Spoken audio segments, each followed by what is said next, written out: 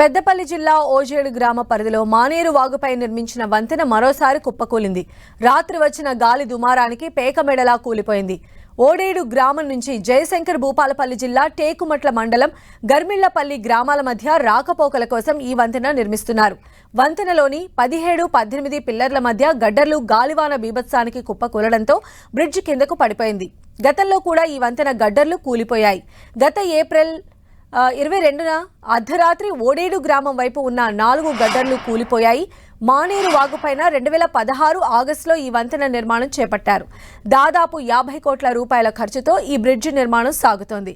దాదాపు 9 సంవత్సరాలు కావస్తున్నా ఇంకా వంతెన నిర్మాణ పనులు అసంపూర్తిగానే ఉన్నాయి.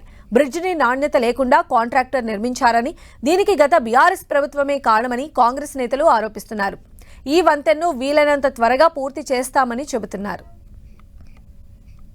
రెండు జిల్లాల వారధి ఒడేడు బ్రిడ్జ్ మరొక మారు గడ్డర్లు కూలిపోవడం బాధాకరమైన విషయం. గత పాలకుల నిర్లక్ష్యం, నిధులు ఇవ్వకపోవడం వల్లనే ఈ బ్రిడ్జి ఇప్పటి వరకు పూర్తి స్థాయిలో నిర్మాణం కాలేదు. మాటలు చెప్పడం వరకే అప్పుడున్న బీఆర్ఎస్ ప్రభుత్వం, చేతలలో చేసిన అభివృద్ధి ఈ మండలానికి కానీ ఈ బ్రిడ్జి పరంగా చూస్తే కానీ ఏం లేదు.